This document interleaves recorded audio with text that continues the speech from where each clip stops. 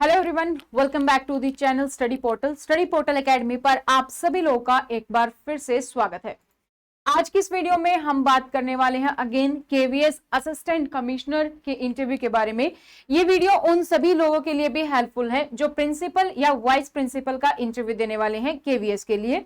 उन सब चीजों को ध्यान में रखते हुए बनाई गई है एंड मोस्ट फोकस है केवीएस असिस्टेंट कमिश्नर का, क्योंकि इनके अभी इंटरव्यू होने वाले हैं। जैसे ही प्रिंसिपल वाइस प्रिंसिपल की डेट रिलीज होगी उसके अकॉर्डिंग हम वहां पर भी आप लोग के लिए सीरीज लेकर आएंगे। तो केवीएस असिस्टेंट कमिश्नर के इंटरव्यू की अगर हम बात करें तो अभी हमने कल भी एक वीडियो में डिस्कस किया था कि किस किस टाइप के क्वेश्चंस पूछे जा सकते हैं। उसी सीरीज में कुछ और मोस्ट फ्रीक्वेंटली आस्क्ड क्वेश्चन है कि कहां पर किस किस टॉपिक पर आपको फोकस करना है, कहां से कैसे क्वेश्चंस बन सकते हैं, वो सब चीजें हम यहां पर देखने वाले हैं।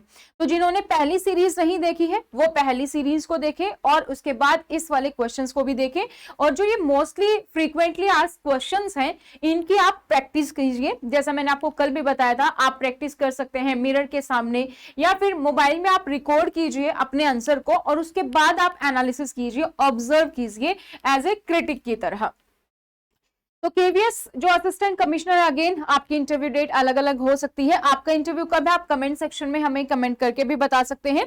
इंटरव्यू डेट असिस्टेंट कमिश्नर के 10 अप्रैल से 13 अप्रैल एंड अगेन फिर 17 अप्रैल से 20 अप्रैल तक है। ये टोटल आपके जो है इंटरव्यू डेट्स यहां पर कंप्लीट हो जाएंगे फॉर द असिस्टेंट कमिश्नर। मैंने एक लिंक नीचे डिस्क्रिप्शन बॉक्स में दिया है जो कि हमारा फेसबुक का ग्रुप का लिंक है, आप इसको ज्वाइन कर सकते हैं। ये वीडियो देखने के बाद भी अगर आपको लगता है कि कुछ क्वेश्चंस है जहां पर आपको नहीं पता क्या आंसर करना है या कुछ आप डिस्कस करना चाहते हैं, आपके कोई भी डाउट है तो आप इस ग्रुप में पोस्ट कर सकते हैं। अदर मेंबर्स भी वहां पर आपकी हेल्प कर सकते हैं और हम भी इसको आगे अपने सीरीज में कंटिन्यू कर सकते हैं। तो ये आप ज्वाइन कर सकते हैं। KVS principal, vice principal and assistant commissioner सभी के लिए है।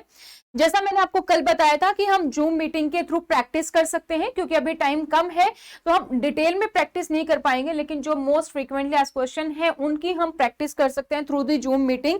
इसी फेसबुक ग्रुप में ये जूम मीटिंग का लिंक भी दिया गया है, आप यहां से डायरेक्टली ज्वाइन कर सकते हैं। जिन्होंने भी फॉर्म फिल किया था गूगल फॉर्म, उनको जो गूगल मीट का लिंक है वो आज शाम तक आ जाएगा। ये मीटिंग हम कल करेंगे रात 10 बजे, ताकि ज्यादा से ज्यादा लोग उसमें पार्टिसिपेट कर सके। दिन में सभी के पास अपना टाइम हो सकता है, अपना टाइम किसी भी काम में, तो आप 10 o'clock का रात 10 बजे का टाइम निकालने की कोशिश करें फॉर हाफ एन आवर और 1 आवर, जैसा भी होगा, जितने भी पार्टिसिपेंट होंगे उसके अकॉर्डिंग हम यहाँ पर डिस्कशन कर सकते हैं। ये बिल्कुल फ्री ऑफ कॉस्ट है, इसके लिए कोई चार्ज नहीं देना है।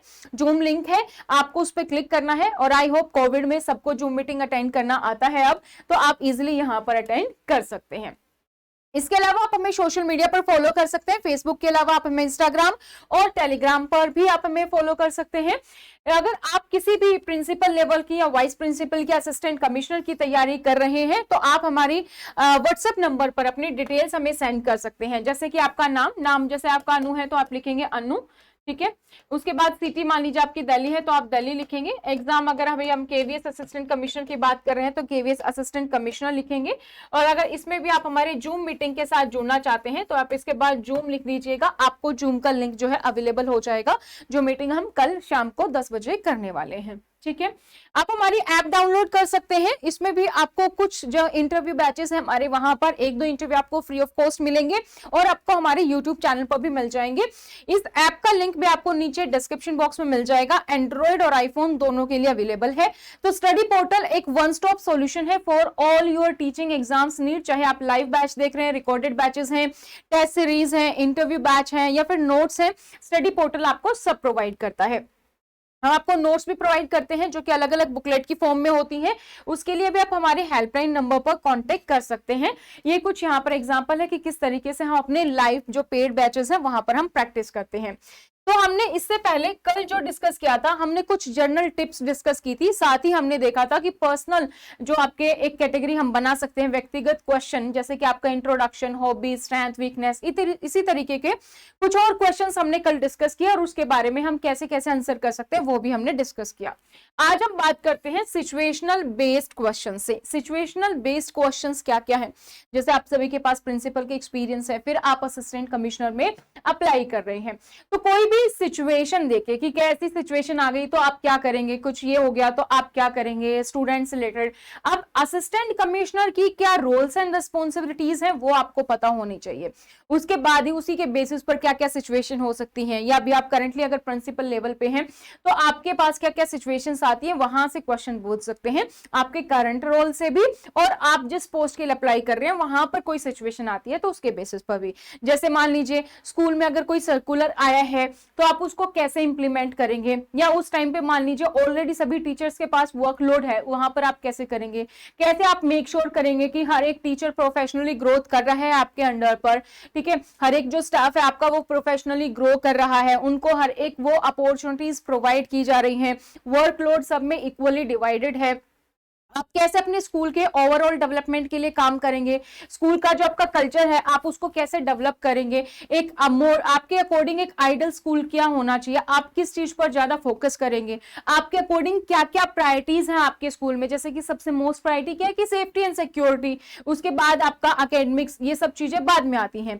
तो इस तरीके से कोई भी सिचुएशन हो गई वहां पर आप कैसे रिएक्शन करेंगे, आप कैसे इंश्योर करेंगे कि आपके स्कूल में हर एक बच्चा जो है क्या कर रहा है कि जो भी एक्स्ट्रा करिकुलम एक्टिविटीज होती है, जो भी हम कल्चरल इवेंट्स करते हैं उसमें वो पार्टिसिपेट कर रहा है, ठीक है। ऐसे सिचुएशन में आप क्या करने वाले हैं, कैसे आप इस बात को एंश्योर करने वाले हैं, ठीक है। कुछ सिचुएशन बेस्ड क्वेश्चन जैसे कि कुछ भी अचानक से हो जाए, जैसे स्कूल में आग लग गई तो उसके लिए क्या है, क्या कैसे आप वहां पर रिएक्ट करेंगे, क्या आपके स्टेप्स होंगे, ठीक है। या कोई स्टूडेंट बुलिंग कर रहा है, कोई भी स्कूल में आपके किसी ने सुसाइड अटेम्प्ट कर लिया है ड्यू टू बुलिंग या किसी भी अदर रीजन से, वहां पर आप कैसे रिएक्ट करेंगे।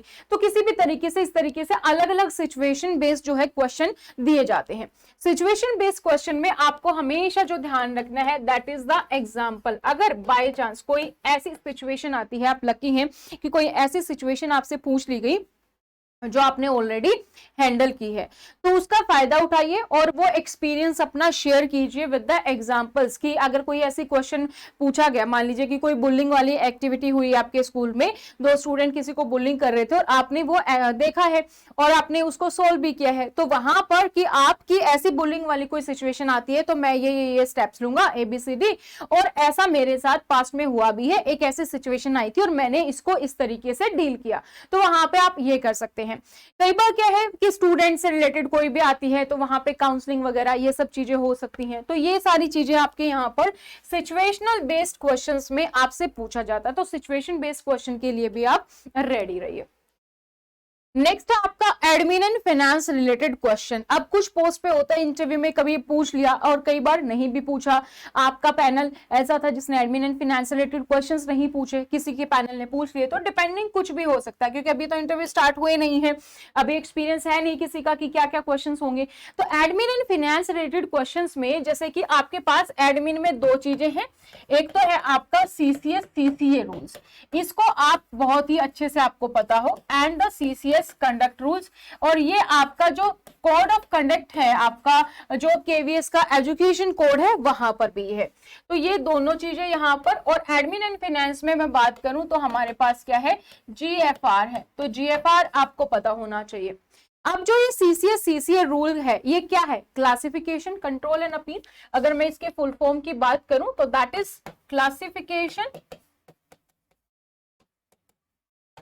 Control and appeal.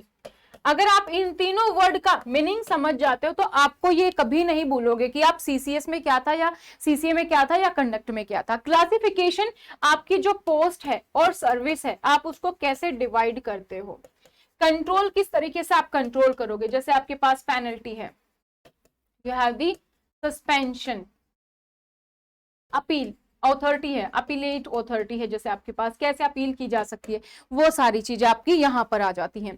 तो CCA रूल में आपको पता होना चाहिए जैसे सस्पेंशन क्या होता है, कितने दिन के लिए आप देते हैं, कहां पर आप देंगे, डीम्ड सस्पेंशन क्या है, पेनल्टी, माइनर, मेजर दोनों क्या होती हैं, अलग अलग चीजें क्या है, अलग अलग जो अथॉरिटी है हमारे पास वो क्या, एक पूरा प्रोसेस क्या होता है एक डिसिप्लिनरी एक्शन लेने का, तो वो आपका सीसीए रूल्स में आता है। ये आपको पता होना चाहिए। क्या ये पूछा जाएगा, इतना बड़ा प्रोसेस जरूरी नहीं है और ना के बराबर चांसेस हैं कि ये ऐसा कुछ पूछा जाएगा, लेकिन आपके आंसर फ्रेम करने में आपको बहुत हेल्प करेगा। आपको पता होगा कि सस्पेंशन क्या है, पेनल्टी क्या है, तो आप इनको अगर कोई क्वेश्चन बाय चांस ऐसा आ जाता है तो आप इसको बहुत ही अच्छे से अपने आंसर को फ्रेम कर सकते हैं।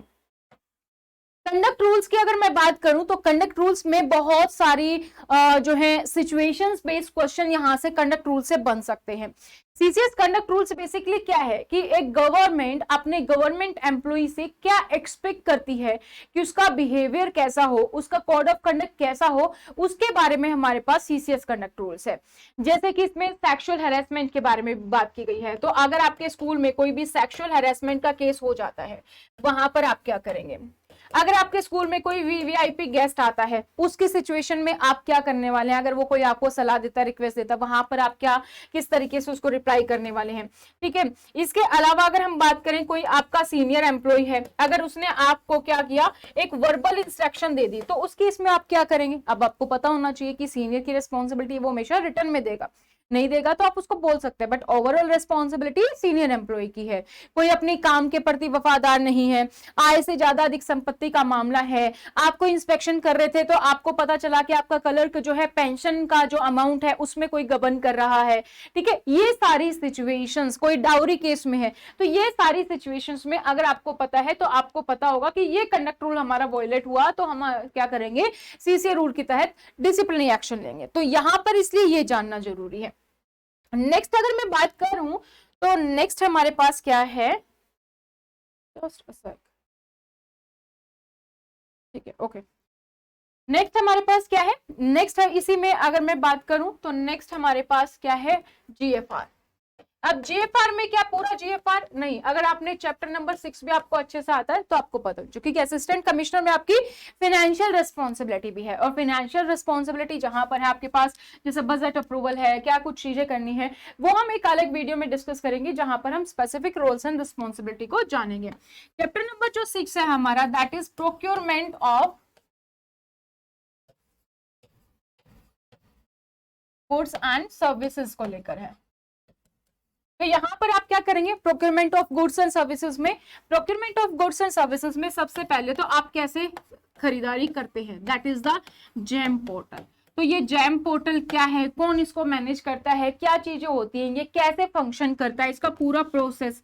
ठीक है, अलग अलग आपकी जैसे टर्म्स है यहाँ पे बहुत सारी, बिड क्या होता है, टेंडर क्या होता है, बिड सिक्योरिटी या फिर अर्नेस्ट मनी डिपॉजिट जिसको हम बोलते हैं ईएमडी, वो क्या होती है, परफॉर्मेंस सिक्योरिटी क्या होती है,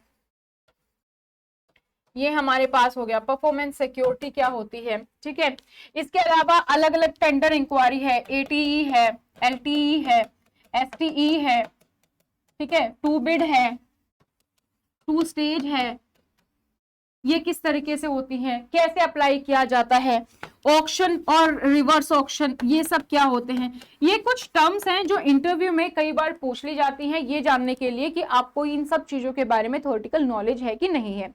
कंसल्टेंट को आप कैसे हायर करेंगे, वहां पे कौन से अलग अलग मेथड हैं, तो ये चीजें भी जो है आपको फाइनेंशियल में ये सारी चीजें आपको पता होनी चाहिए कि अगर आप कोई भी परचेज कर रहे हैं तो एक्चुअली में क्या प्रोसेस है जो आप अपनाते हैं, किस तरीके से क्या खरीदारी होती है, वो सब आपको यहाँ पर पता होना चाहिए इन द जैम पोर्टल में। ठीक है, नेक्स्ट जैसे कि कोई भी इस तरीके का कि जैसे कि अगर आपको कोई अरेंज करना है सेमिनार या फिर रिफ्रेशर कोर्स है, इन सर्विस ट्रेनिंग है, वर्कशॉप्स है, आप कैसे अरेंज करेंगे, क्या टॉपिक्स आप फोकस करेंगे।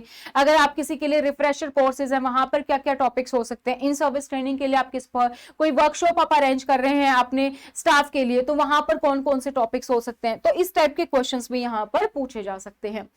नेक्स्ट है क्लासरूम डिसिप्लिन और मैनेजमेंट से रिलेटेड क्वेश्चन, जो कि अभी आप करंटली हैंडल भी कर रहे होंगे अपने प्रिंसिपल लेवल पे। ठीक है, प्रिंसिपल लेवल पे जैसे कि कोई भी टीचर आपके पास कोई भी प्रॉब्लम लेकर आता है कि किसी क्लास में कोई भी बच्चा है जो एब्यूजिव है, गालियां दे रहा है, तो वहां पर आप उसकी कैसी हैबिट को छुटवाएंगे, क्लासरूम में डिसिप्लिन आप कैसे मेंटेन करेंगे, टीचिंग लर्निंग जो मेथड्स है वो कैसे आप इंश्योर करेंगे वो इफेक्टिव मेथड है, वो लर्नर बेस्ड मेथड है। ठीक है, तो बेसिकली ओवरऑल जो क्लासरूम मैनेजमेंट में प्रॉब्लम आती है आप उसको कैसे सोल्व करेंगे, ये भी हमारा यहीं पर आता है। कुछ प्लानिंग बेस्ड क्वेश्चन भी आपको वर्कशॉप अरेंज करने, तो वहां पर आप कैसे प्लानिंग करके क्या करेंगे, कोई भी सर्कुलर आया वहां पर आप क्या प्लानिंग करेंगे, इस तरीके की कोई भी इवेंट आपको ऑर्गेनाइज करना है, तो ये सब चीजें प्लानिंग बेस्ड क्वेश्चन में आप कैसे इंश्योर करेंगे कि जो आपके यहाँ पर स्टूडेंट्स हैं आप उनको आगे कॉम्पिटिटिव एग्जाम्स के लिए भी तैयारी करवा रहे हैं। तो ये कुछ आपके पास क्वेश्चन आपको पता होना चाहिए। नेक्स्ट है फिर हमारे पास पेडागोजी रिलेटेड, या इसी में हम एक कैटेगरी को और ऐड कर ले तो दैट इज कोई भी पॉलिसी है, कोई भी एक्ट है, कोई भी गाइडलाइंस है, वो आपकी यहां पर आ जाएंगी। तो यहां से क्वेश्चंस काफी सारे बनते हैं। सबसे पहले तो आपकी जो भी पेडागोजिकल थ्योरी है, साइकोलॉजिकल थ्योरी है, उन सब के बारे में, जैसे कि जीन पियाजे हो गया, जीन पियाजे की आपकी थ्योरी होगी। ठीक है, ले वाइगोत्स्की की थ्योरी होगी। ठीक है, इसके अलावा आपकी जैसे ब्लूम टेक्सोनोमी हो गई, लर्निंग थ्योरीज हैं, मोटिवेशनल थ्योरीज हैं। तो इन सब चीजों को लेकर कि किस तरीके से बच्चे का बिहेवियर होना चाहिए, लर्निंग डिसेबिलिटी होती है, ये सब चीजें आपकी बेसिकली जो है साइकोलॉजी की वाली जो पॉइंट्स हैं वो आपको यहाँ पर पता होना चाहिए, यहां से भी क्वेश्चन आ सकते हैं। इसके अलावा जो सबसे इंपॉर्टेंट है that is NEP and the NCEF. अब एनईपी से क्या क्वेश्चन पूछा जा सकता है, क्या एनईपी आपको डिटेल में आपको उसका एक क्रिटिक की तरह आपको पढ़ना है। NEP national policy on education या नेशनल एजुकेशन पॉलिसी, आखिर ये है क्या, किस तरीके से काम करती है, कौन इसको बनाता है, इसका क्या रोल होता है, क्यों ये जरूरी है, किस किस पर अप्लाई होती है, क्या स्टेट को लिबर्टी है कि वो एनईपी में कुछ चेंज कर पाए या नहीं, जो हमारी पिछले वाली एनईपी आई उसके बाद इस वाली एनईपी में ऐसा क्या डिफरेंस है जो कि ये इतनी चर्चा में है, और इतने साल का क्यों समय लगा कि हमारी एनईपी नहीं आने में, कौन कौन सी इसमें स्टेजेस हैं, जैसे कि 5+3+4 में ये डिवाइडेड है। तो ये जो स्टेजेस हैं इसमें से सबसे इंपॉर्टेंट स्टेज आपके अकॉर्डिंग क्या है, क्या आपको लगता है कि जो 6 ईयर की एज है वो फर्स्ट क्लास के लिए कुछ ज्यादा तो नहीं है, या एक सही है आपके अकॉर्डिंग, आपकी इस पर क्या राय है। अगर आपको मौका दिया जाता है कि आप एनईपी में कुछ चेंज कर सकते हैं तो वो चेंज क्या होगा। एनईपी में 3 लैंग्वेज की बात की गई है, या बच्चों को 5th क्लास तक और प्रेफरेबली 8th क्लास तक रीजनल लैंग्वेज में, मदर टंग लैंग्वेज में पढ़ाने की बात की गई है। तो यहां पर आपको क्या लगता है, क्या क्या चैलेंजेस आएंगे या कितना ये बेनिफिशियल होगा। मदर टंग क्या होती है, एक रीजनल लैंग्वेज क्या होती है, टीचर एजुकेशन के बारे में एनईपी में क्या कहा गया है, हायर एजुकेशन के बारे में एनईपी में क्या कहा गया है। जैसे कि हमारे पास पहले डिग्री डिप्लोमा 3 साल का, 4 साल का, इस तरीके से। तो अब ऐसा है कि कोई भी अगर 1 साल या 2 साल पूरा करता तो उसको वो ईयर वेस्ट नहीं जाएगा, उसको उसके बेसिस पर सर्टिफिकेट, डिग्री, डिप्लोमा या फिर रिसर्च, ये इस तरीके से मिलेगा।